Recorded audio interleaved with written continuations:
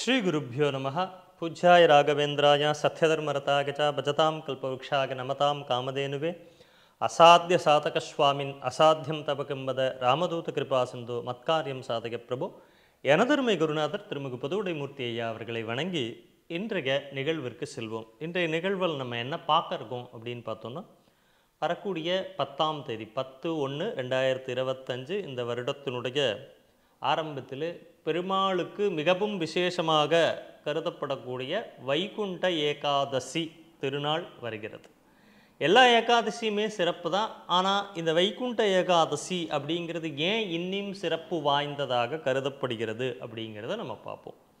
ஒவ்வொரு மாதமும் வரக்கூடிய வளர்பிறை மற்றும் தேய்பிறையில் வரக்கூடிய ஏகாதசிகள் எல்லாமே ரொம்ப சிறப்பு. நீங்கள் என்ன விரதம் இருங்க, எந்த விரதத்தை வேணால் இல்லாமல் இருங்க. இப்போ சஷ்டி விரதம்ங்கிறதும் திதியை சார்ந்து இருக்கக்கூடியது தான். ஆனால் பகவான் கிருஷ்ணரே பகவத்கீதையில் சொல்லக்கூடியது மாசானாம் மார்கசீரிசோகம் அப்படின்னு சொன்ன மாதங்களில் நான் மார்கழியாய் இருக்கிறேன் அப்படின்னா, மற்ற மாதமாக இருக்க இல்லை அவருன்னா, முக்கியமாக இந்த மார்கழி மாதமாக இருக்கக்கூடியது தேவர்களுக்கு பிரம்ம முகூர்த்த காலமாக தேவர்களுடைய ஏன்னா நம்ம எப்படி பிரிச்சிருக்கோம், உத்தராயணம் தட்சிணாயணம் 2 பிரிச்சிருக்கோம் இல்லையா.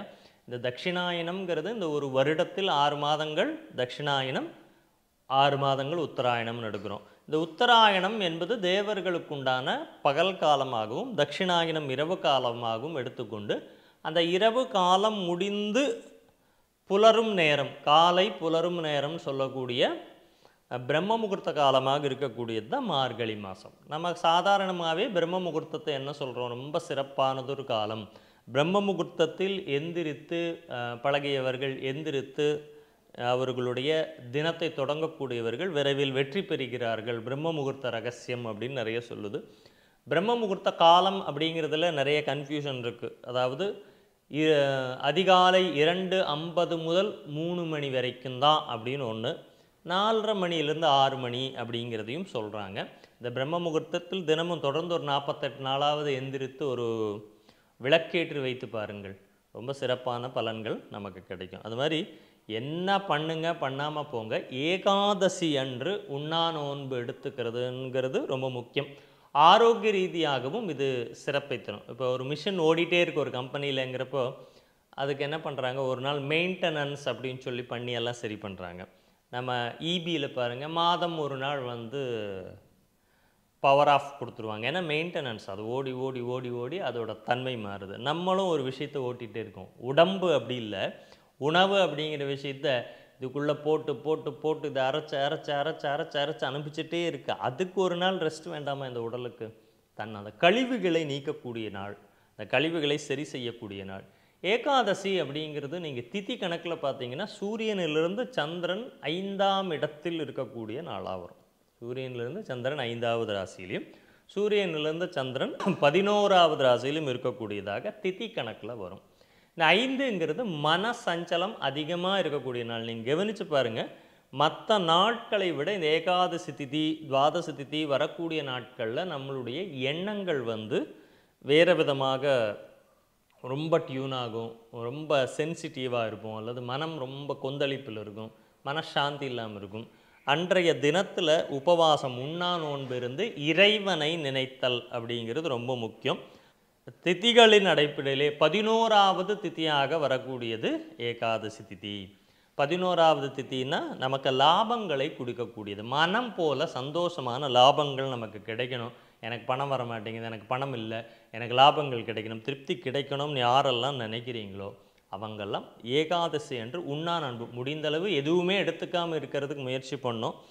இன்றைக்கி பார்த்தோன்னா நிறைய நமக்கு எல்லாருக்குமே ஆரோக்கிய ரீதியான பிரச்சனைகள் இருக்கிறதுனால வெறும் பழங்கள் மாத்திரமே உணவாக எடுத்துக்கிறது.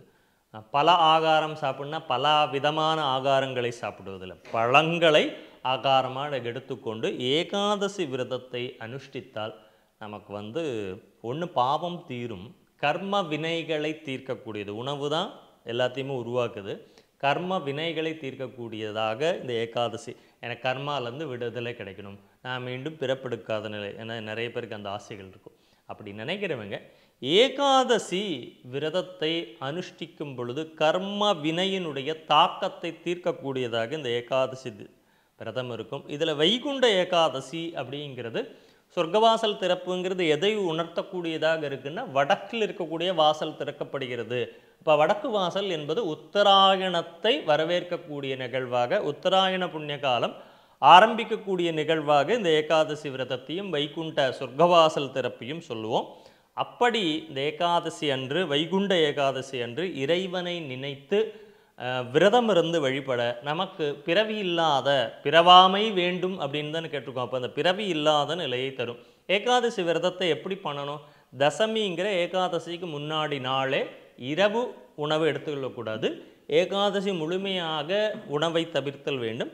துவாதசி அன்னைக்கு காலையில் இறைவனை தொழுது இறைவனுக்கு அமுது படைத்து துளசி தீர்த்தத்தை உட்கொண்ட பிறகு நாம் உணவு உட்கொள்ள வேண்டும்.